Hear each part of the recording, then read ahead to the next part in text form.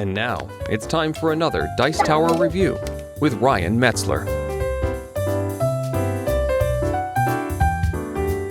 Hey everyone, it's Ryan Metzler here again, and today we're going to take a look at another game in the Maranda abstract line.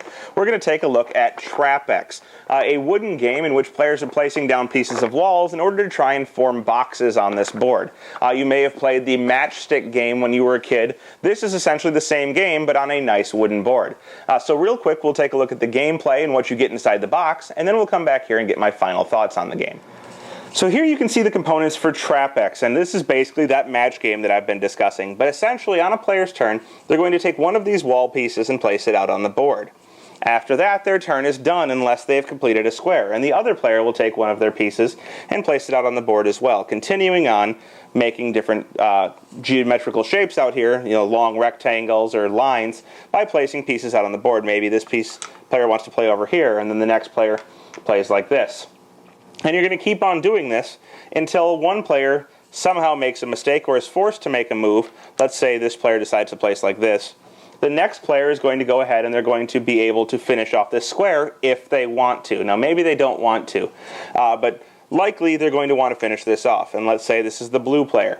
When a square is finished off, you're going to mark it with one of these markers. They say Trappex on them, and they are either blue or red for player color. When you finish off a square, you're going to get to do this, place out one of these tokens, and then you're going to go ahead and you're going to place another one of these walls out. So finishing a square not only gives you a point, essentially, it lets you play again. Now, they're probably not going to play here because their opponent would then get that square, so maybe they would continue on and place over here. Continuing the back and forth of playing different walls until you run into situations where you can no longer really play without creating a square. And this is where the game really kind of stagnates for me, in that eventually you're going to get to a point, if both players are paying attention, where the only situation is to play and make a square, which then typically leads to a chain reaction. And the real part of the game is trying to avoid situations where you give your opponents more squares than you are going to get. So let's say we're only looking at this portion of the board here, and we've got it set up like this. After a while, let's say these are the only squares, somebody's going to move, and they're going to chain reaction. Let's say it's red. They get to place that one. Then they get to place another one, and the red scores again. And another one, and red scores again. And they get both of these, and then they continue on, building more areas. But essentially, the whole game boils down to avoiding for as long as possible making squares, and then strategically placing so your opponent gets less squares than you do. So there you have Trappex, a two-player abstract from Maranda, and a game that you've seen before. You've probably played it as a kid. You've probably played it online even more recently than that. You can go get an online implementation right now if you wanted to. Now, this is probably my least favorite of the wooden abstract games from Trappex.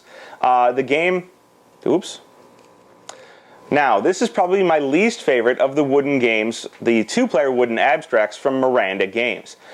It's really just another implementation of that game that I've been talking about, the matchstick game.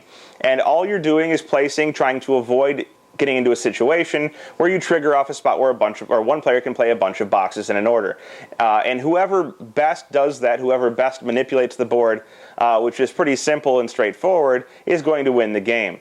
And I think if you play it out properly, you're always going to come up with a similar situation where each person, maybe gets one box early, and then all of a sudden the board explodes and you fill out all of the boxes, and you can pretty much count who wins from that point out. Not real exciting, not real great. Great production value, but unfortunately not a game that I enjoy, and not one that I can really recommend other people checking out because they can get it online for free. Thanks for watching our review today. For more information about board games, as well as the #1 board game audio podcast, check out Dicetower.com for reviews, interviews, and more. I'm Eric Summerer, and you've been watching The Dice Tower.